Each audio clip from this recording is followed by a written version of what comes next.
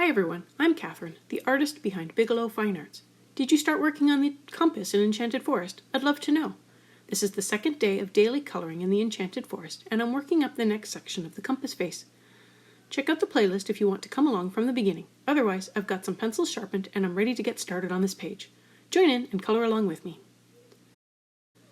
Today I'm working on the face of the compass. I was aiming for a bronze or coppery background, as mentioned earlier, and began this section with a light layer of cream. I then tried a yellow ochre on this section to see if that would give me the coppery effect, but I wasn't convinced of it. So I carried on with the cream as a base layer to fill in some of the color of the paper in preparation for further layers. I suggest not using the yellow ochre at all unless you want a parchment effect. Tomorrow I will go in a completely different direction that doesn't include the yellow ochre. So if you are following along with the same colors and want the same effects, I suggest skipping the ochre until you see what is next.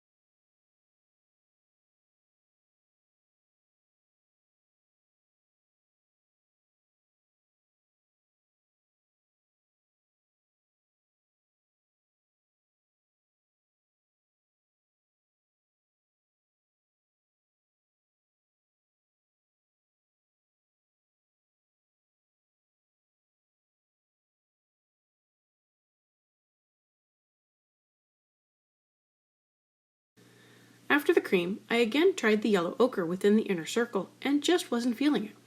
I kept my hand light, but the yellow ochre wasn't the right color for this background. I wanted to give the yellow ochre a try because it honestly did seem to match up with some of the colors I had pulled from a reference photo for a coppery compass. But the more I put it on, the more I didn't like it. I did want to give it a chance just in case layering something else on top would give the effect I wanted.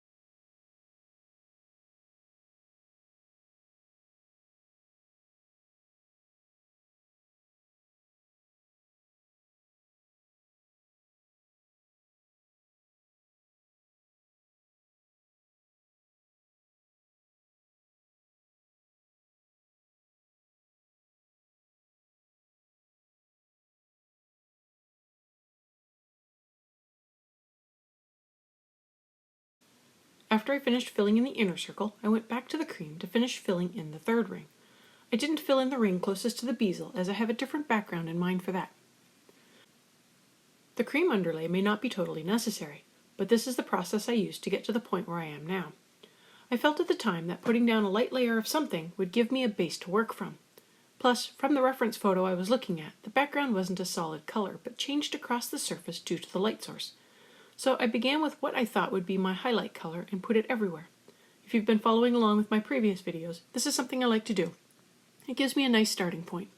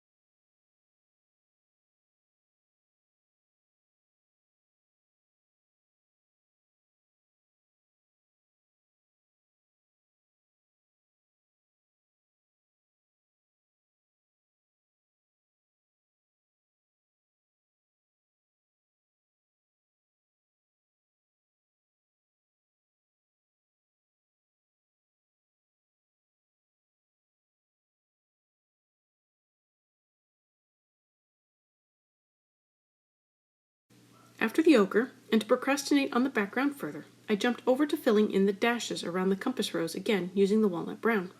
I colored every other dash, but I made sure to color the dash closest to the light-colored triangle on the compass rose and not closest to the wedge I had already colored.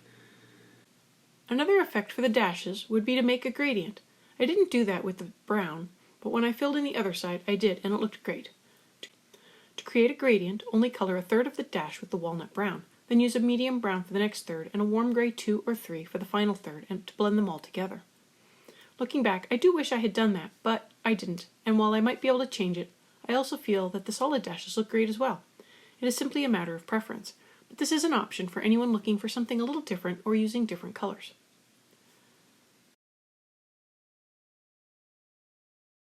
I don't feel like I did much forward progress on this page today, but this is what happens.